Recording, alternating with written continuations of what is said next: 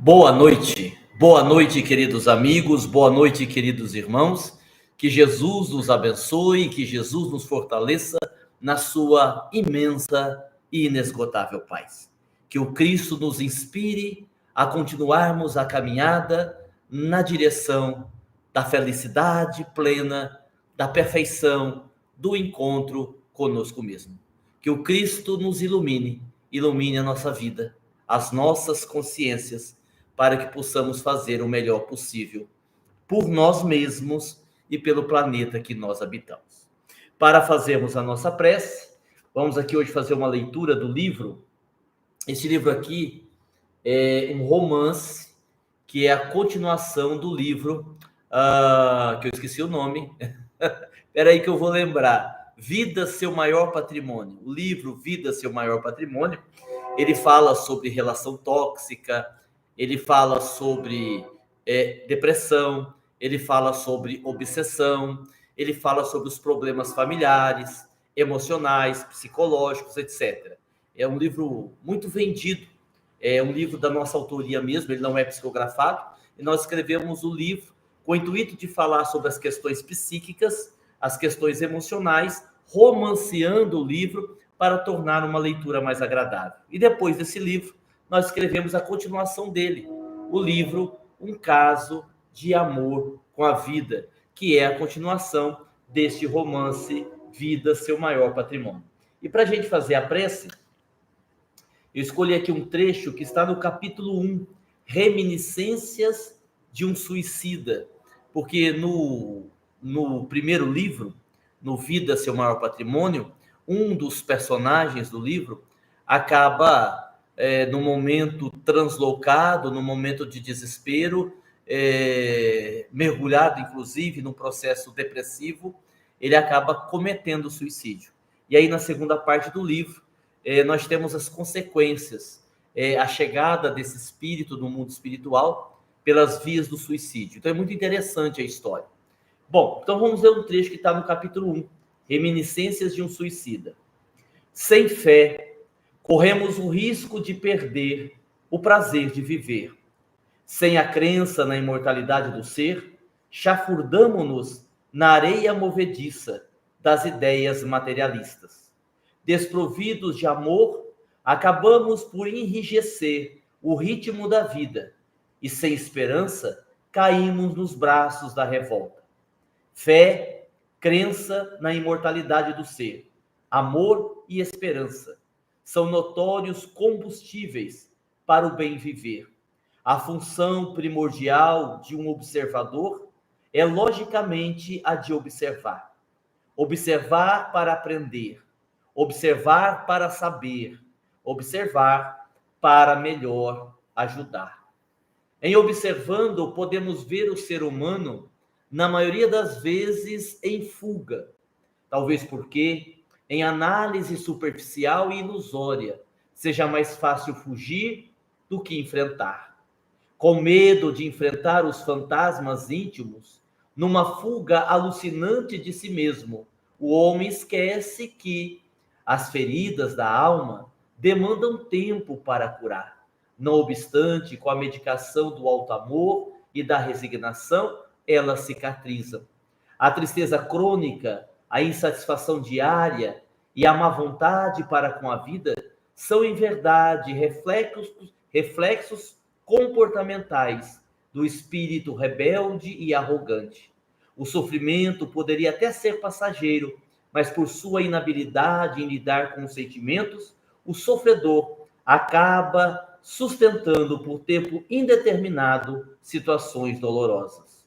As relações afetivas se transformam em relações neuróticas, porque quase sempre se quer ter o controle sobre o outro, ou se é dependente afetivo do outro, sendo ambas posturas equivocadas. A idealização acaba por comprometer a leveza da experiência. E aí, então, esse trecho ele é sintetizado dizendo assim: inquestionável a veracidade desta análise. Porém, ao observarmos a vida, consideramos que, de certa forma, quem se mata é quem se nega a viver por medo de se machucar, quem perde o prazer de viver, quem se entrega aos vícios, quem abdica do dever de amar, quem não respeita os próprios limites. Aí o livro está acrescentando, para não ficar dúvidas, que além do suicídio, que é o tirar a própria vida, o autoextermínio, o livro, na sua página 33, faz essa observação, que matar-se, cometer suicídio, indiretamente falando, também é negar viver por medo de se machucar, quem perde o prazer de viver, quem se entrega aos vícios, quem abdica do dever de amar, quem não respeita os próprios limites. Está aí a mensagem, muito elucidativa, muito importante para todos nós, tá certo? Hoje nós vamos, na nossa live, responder uma pergunta que pelo menos uma vez na vida nós já nos fizemos. Por quê? Por que minha prece não foi atendida? Ou, no presente, por que a minha prece não é atendida? O que leva essa situação? Se nós aprendemos com Jesus que tudo o que nós pedirmos, Deus nos dará, por que que muitas e muitas vezes nós fazemos uma prece, solicitamos algo, mas infelizmente não recebemos? Então nós vamos tentar responder essa pergunta, tá certo? Vamos então fazer a nossa prece. Em seguida, passamos ao tema desta noite.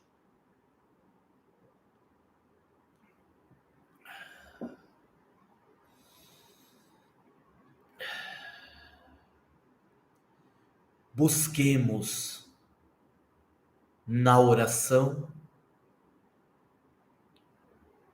o refrigério para a nossa alma, que às vezes está em chamas por conta do desespero das situações que não se resolvem. Tenhamos calma, tenhamos paciência na elucidação de qualquer desafio. É preciso esta fé para entendermos que os mecanismos das leis divinas são infalíveis. E se algo não aconteceu a contento, é porque nos escapa o entendimento ou a compreensão deste ou daquele elemento, desta ou daquela situação que não é compreendida por nós.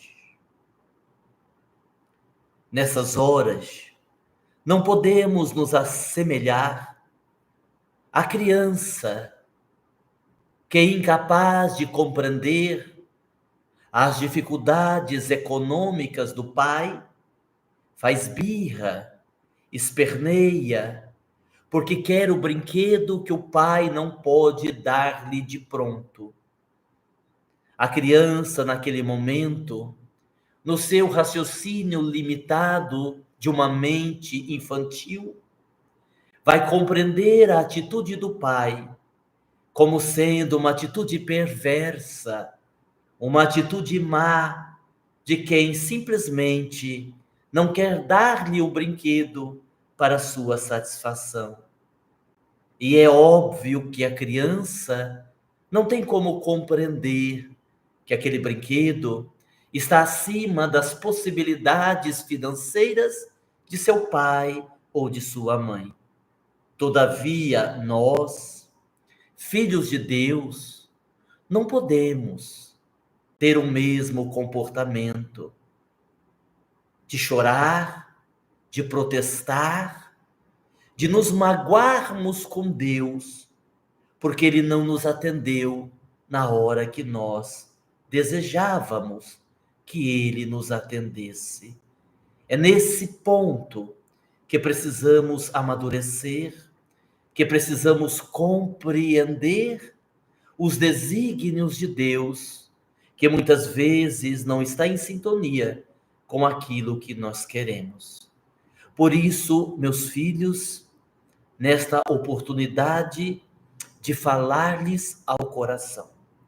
Pedimos paciência, fé, crença no amor de Jesus por todos nós. Entendamos, como diz o amigo José de Moraes em um dos seus livros, o relógio divino nunca atrasa, mas também nunca adianta.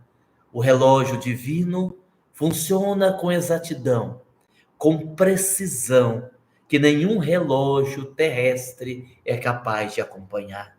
Então, se aquilo que você busca, se aquilo que você quer, se aquilo que você deseja ainda não se tornou uma realidade, é porque há causas estranhas ao nosso conhecimento que influenciam essa situação.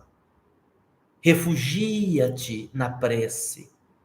Faz uma nova oração, sem mágoa, sem protesto, e aguarda pacientemente para que as coisas aconteçam no tempo que tem que acontecer. Benedita Pimentel.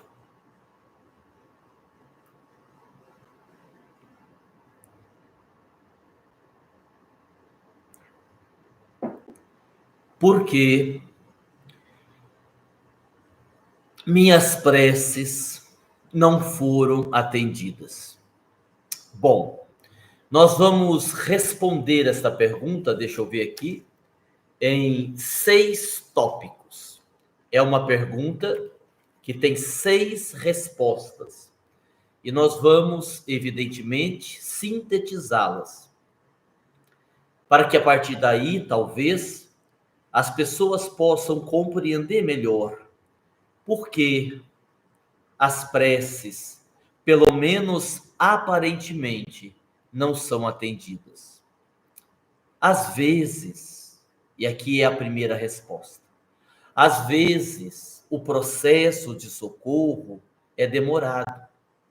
Às vezes a solução do problema é muito complicada e não depende apenas do esforço dos benfeitores espirituais. Chico Xavier disse uma vez uma frase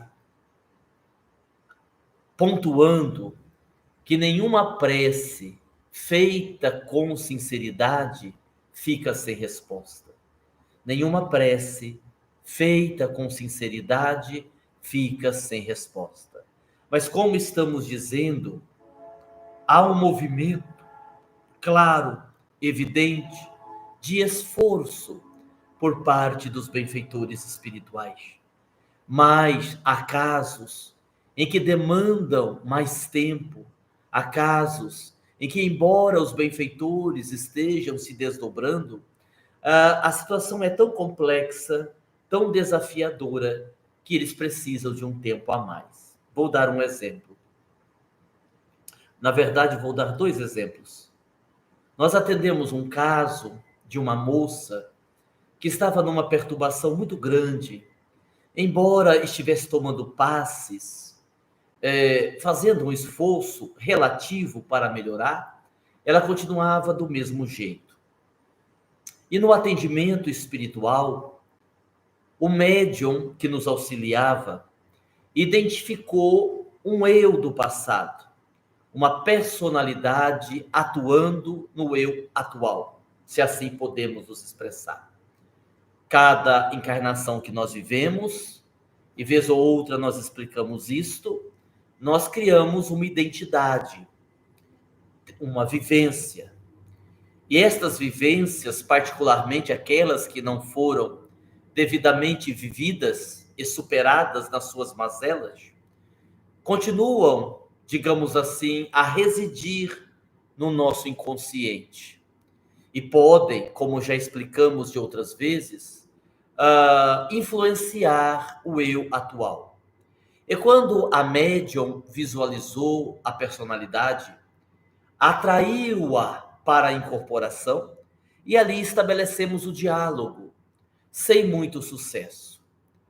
E logo em seguida, a médium nos relatou que ela via entre a personalidade, imagine que essa aqui é a personalidade, e o eu atual, fios, como se fossem fios de energia conectados numa outra, dando-nos a entender que o eu do passado manipulava o eu que estava encarnado naquela encarnação. Mas o interessante é que a médium disse que os fios, digamos assim, transpassavam aquela personalidade que atuava. Então fomos buscar um pouco mais longe e detectamos a influência de um espírito obsessor. Um espírito obsessor que atuava no primeiro plano na personalidade do passado e essa, por sua vez, atuava no eu da encarnação atual. Bom, dentro de um quadro desse, dentro desse contexto, o que nós imaginamos? Que é um caso difícil de se resolver. Porque é preciso que a pessoa encarnada, o eu atual, se submeta, neste caso pelo menos, a um tratamento terapêutico para que ela possa ir melhorando o seu psiquismo, porque as brechas do psiquismo é que facilitavam todo o processo. Seria preciso outros atendimentos à personalidade, que ainda não havia se agregado ao eu total, e alguns atendimentos à influência daquele obsessor, que era bastante renitente no seu ato de perturbar. Então vejamos que o quadro que se desenhava era de difícil solução, e claro que aquilo levaria tempo.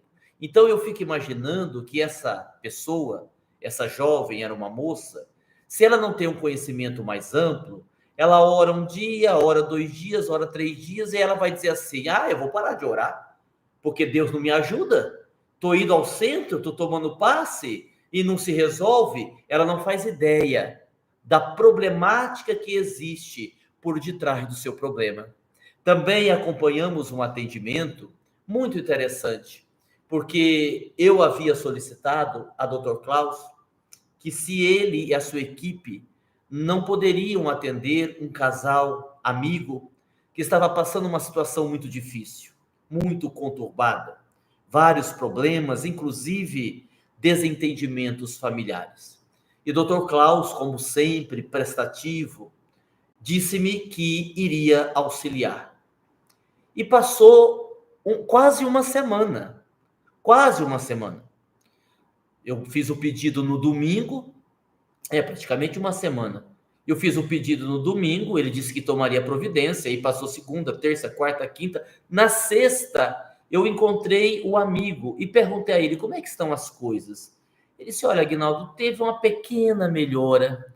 Nós sentimos uma pequena melhora, é verdade, mas ainda está longe de normalizar a situação. Ainda estamos com muitos problemas. E eu fiquei pensando naquilo, disse: bom, se o Dr. Klaus disse que iria ajudar, ele foi ajudar. Disso não há dúvida. Mas por que será que a situação ainda não melhorou? E aí, numa oportunidade, antes que eu perguntasse, Dr. Klaus me disse assim: temos ali 4 problemas distintos que convergem. Olha só, temos ali 4 problemas distintos que convergem. Primeiro, nós temos um desequilíbrio emocional por parte da maioria dos moradores do lar. Como também nós temos uma situação muito nebulosa de formas, pensamentos, de energias deletérias, de energias ruins que foram impregnando todo o ambiente do lar por conta das brigas, das discussões, etc. e tal. Temos ali as personalidades do passado também atuando. Em última análise, temos também uma atuação muito ferrenha dos obsessores. E aí ele concluiu dizendo assim: nós levamos quase 2 dias para retirar uma parte grande do fluido morbo doentio que estava ali por ocasião das formas pensamentos.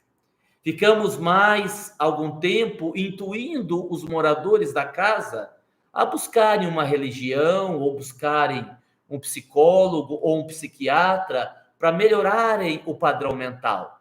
Estamos atualmente atendendo os obsessores e pretendemos nos próximos dias, e só agora podemos fazer isso, desdobrar o casal que mora na casa, para com eles dialogarmos em desdobramento do corpo físico, no fenômeno do sono, para passarmos algumas orientações aos mesmos. Olha só, olha a demanda que estava em curso, passada uma semana do nosso pedido de ajuda. Então, esse pode ser o primeiro motivo. O segundo motivo, quando a prece não é sincera ou não tem o respaldo das ações.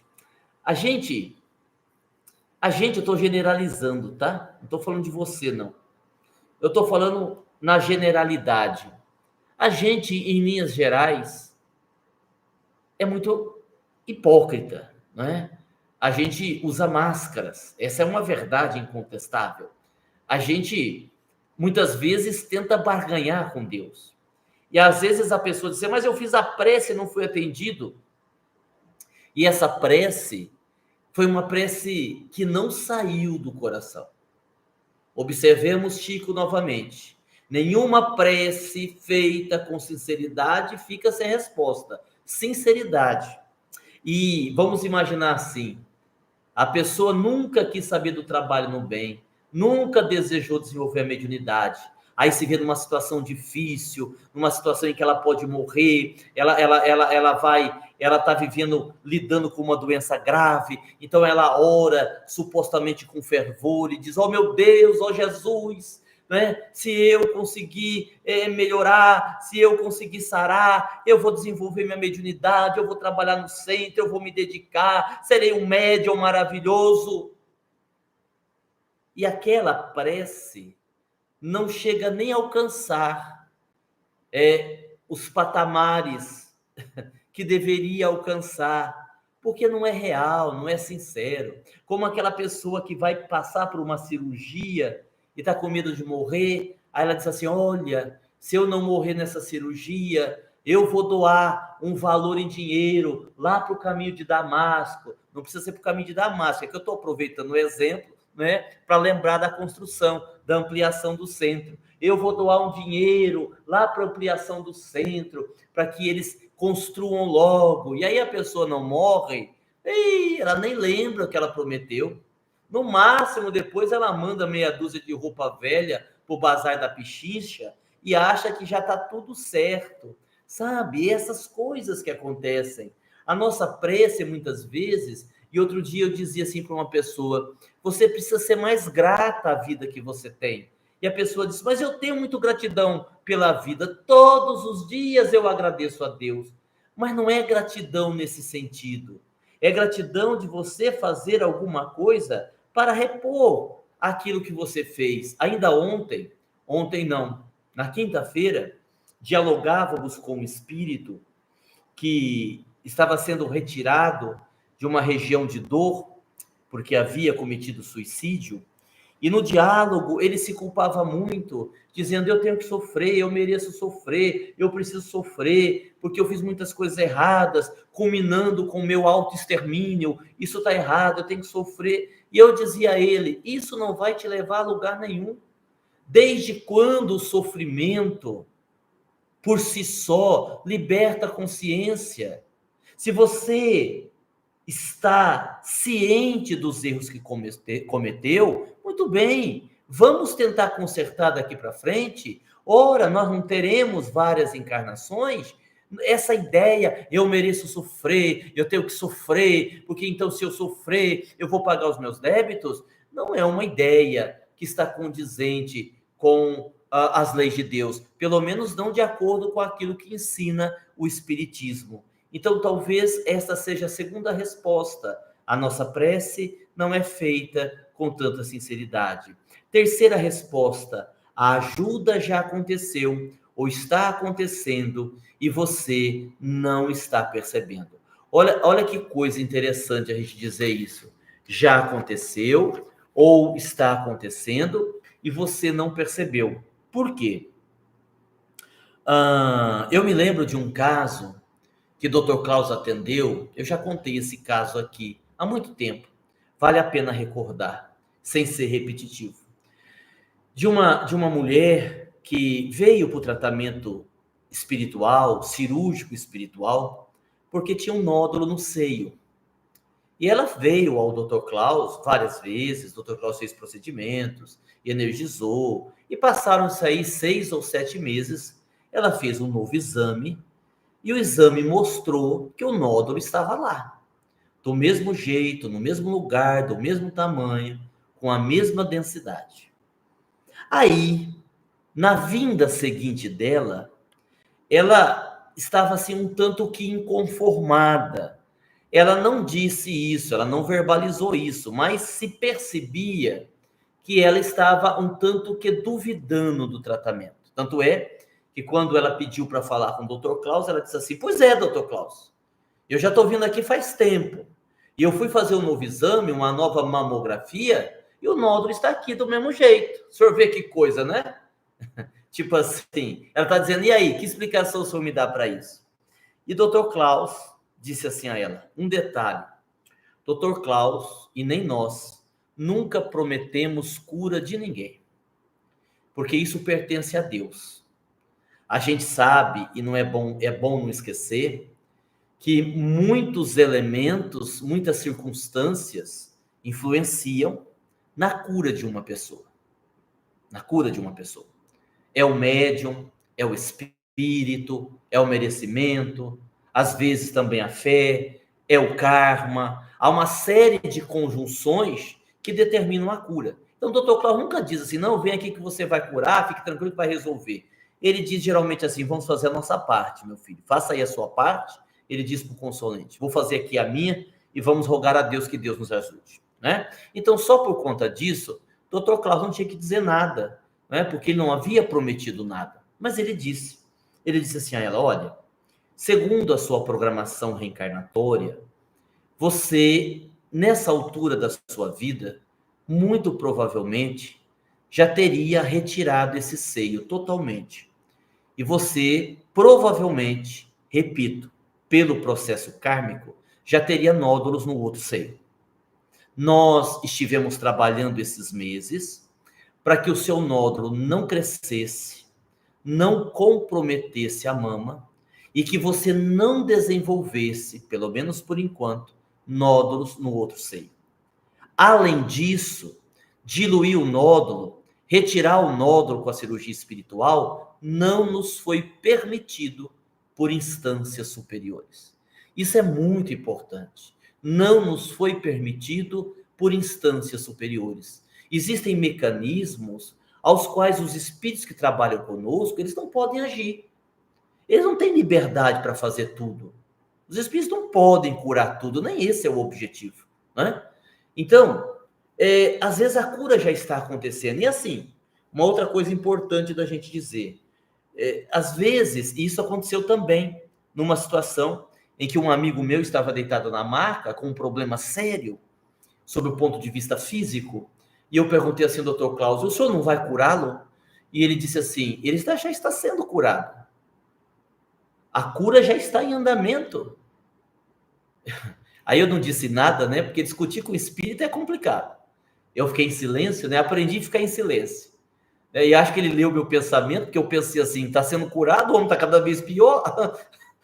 Onde que ele está sendo curado? E aí acho que ele leu meu pensamento e disse assim, a sua alma está sendo curada. Ele está no processo de cura e a doença física é o instrumento para curar a alma. Nós não podemos tirar. Ele precisa viver essa experiência.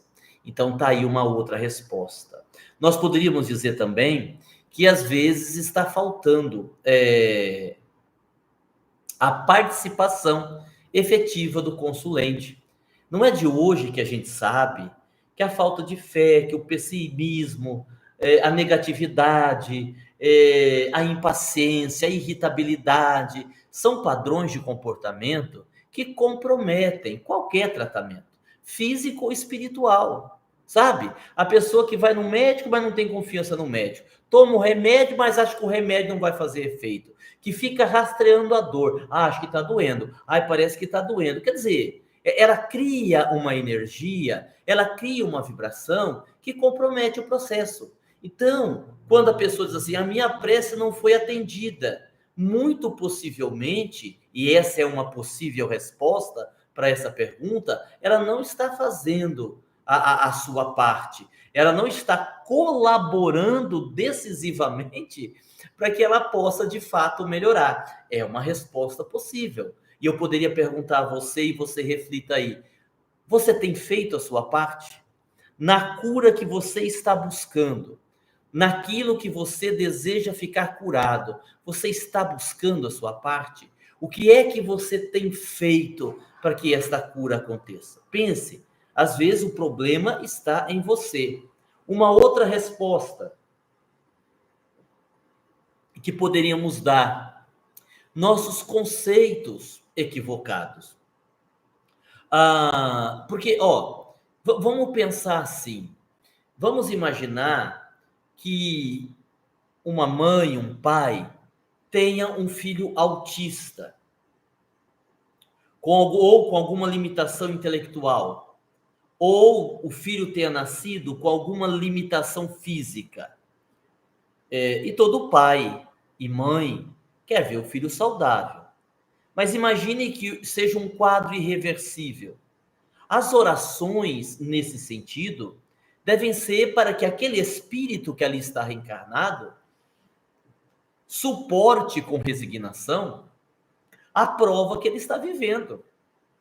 Porque aquela prova, muitas vezes, pode ter sido pedida, solicitada pelo seu filho. Ele quis, ele precisou viver aquela experiência para que ele pudesse galgar outros degraus nessa escada evolutiva. Então, pare para pensar o que você está pedindo. Porque, olha só, vamos pegar um outro exemplo. Como Deus é sábio. A pessoa está lá assim, inconformada. Ela está pensando assim, puxa vida, não é que eu queria ser rico, eu não queria ser milionário, mas eu queria ser melhor de situação, um pouco mais rico, ter posses. Poxa, é meu direito, eu trabalho tanto, trabalhei a vida inteira. Eu bem que queria um carro importado, eu bem que queria uma casa maior, com várias garagens, etc e tal. E quem está dizendo isso pode ter sido um espírito que nas últimas 2, 3 encarnações caiu moralmente, se perdeu por conta do dinheiro, do apego ao dinheiro. Então é óbvio, é elementar que Deus, sabendo de que em 3 encarnações seguidas aquela pessoa perdeu a existência por causa do dinheiro, muito provavelmente essa pessoa não vai ficar rica. Por quê? Porque ela está vivendo ali, na pobreza, um outro tipo de aprendizado que vai fortalecer o seu espírito para que ele não caia mais na questão do apego material, certo? E a última possível resposta, e eu estou colocando a palavra possível porque realmente há muitas possibilidades, a cura demora porque há circunstâncias em que ela tem um caráter educativo. A pessoa precisa, foi o que a dona Benedita falou agora na prece. Olha só, estou fazendo aqui uma conexão, que eu nem sabia que a dona Benedita ia falar hoje. Quando ela diz da paciência, da calma, da resignação. Então, são sintomas, são enfermidades das quais a pessoa muitas vezes está sendo convidado a viver para resgatar algum débito e, resgatando o seu débito, viver em paz com a sua consciência. Bem, pensemos a esse respeito, reflitamos a esse respeito sobre esses comentários que nós fizemos nesta noite, enquanto os tratamentos são feitos, enquanto todos são atendidos. Vamos pensar que se a nossa prece, por alguma razão, supomos que não foi atendida, é porque existem aí razões, existem aí mecanismos que ainda nos escapam à compreensão. Não significa que Deus errou, porque Deus não erra. A gente precisa lembrar que o erro nunca está em Deus. O fato de você não entender porque uma coisa está acontecendo daquele jeito, não significa que é o jeito errado de acontecer. A menos que você tenha colocado o seu dedo e tenha feito a coisa acontecer errada. Aí é outra história que merece uma outra reflexão num outro momento, tá certo? Muito bem, vamos então aqui para o nosso segundo momento. Os tratamentos continuam. Os tratamentos estão sendo feitos, todos nós estamos recebendo, como acontece todo domingo. Então, nós vamos agora entrar numa conexão mais ostensiva. Vamos, digamos assim, pedir com mais determinação, sentir o tratamento sendo feito, refletir sobre a nossa parte nesse processo de cura. O tema hoje, por que muitas vezes eu não sou atendido nas preces que faço? Este tema, da maneira que nós explicamos, ele acaba sendo muito útil para esse tipo de tratamento, porque nós vamos compreendendo melhor os porquês. O porquê disso, o porquê daquilo, o porquê a coisa acontece, porque a coisa não acontece. Isso vai nos auxiliando significativamente na compreensão, no entendimento da nossa vida, das nossas lutas, das nossas enfermidades, de todo o processo que nós, enquanto encarnados, somos convidados a viver. É verdade, às vezes somos convocados. Muitas vezes é exigido de nós, porque afinal de contas, o espírito precisa se movimentar. O espírito precisa caminhar na direção de Deus. Tanto Deus que nós conhecemos como Criador de todas as coisas, inteligência suprema do universo, causa primária de todas as coisas, tanto quanto para este Deus interior que habita dentro de nós, que no movimento de autoconhecimento vai nos auxiliando na libertação das nossas consciências. Firmemos o nosso pensamento em Jesus. Firmemos o nosso pensamento neste médico de nossas almas, neste ser, nesse irmão mais velho, que com tanto desvelo, com tanto cuidado, com tanto amor, cuida de todos nós, procurando nos conduzir para o caminho do bem, para o caminho da luz, para que todos nós nos iluminemos e, nos iluminando, possamos iluminar o caminho daqueles que estão próximos de nós. Pedimos nesse momento, deixando o egoísmo de lado, pedimos por aqueles que sofrem, por aqueles que conhecemos, por aqueles que não conhecemos, por aqueles que estão assistindo essa transmissão, por aqueles que enviaram o nome e o endereço para o chat, por aqueles que colocaram a água para frutificar. Oremos pelos espíritos que logo em seguida se comunicarão na sessão, que os médiuns estejam munidos de boa vontade, de desejo sincero de servir, e que possam ser intermediários fiéis para que estes queridos irmãos sejam acolhidos e encaminhados aos hospitais, aos tratamentos que cada um precisa. Vamos pedir pelo nosso planeta, pedir pela nossa casa, a casa que nós moramos, tanto a casa material, se o quiserem, mas como também a casa no sentido do planeta Terra, que nos acolhe, que nos ampara em nossas caminhadas.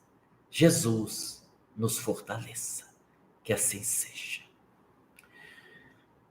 Queridos amigos, queridos irmãos, muita paz, muita luz.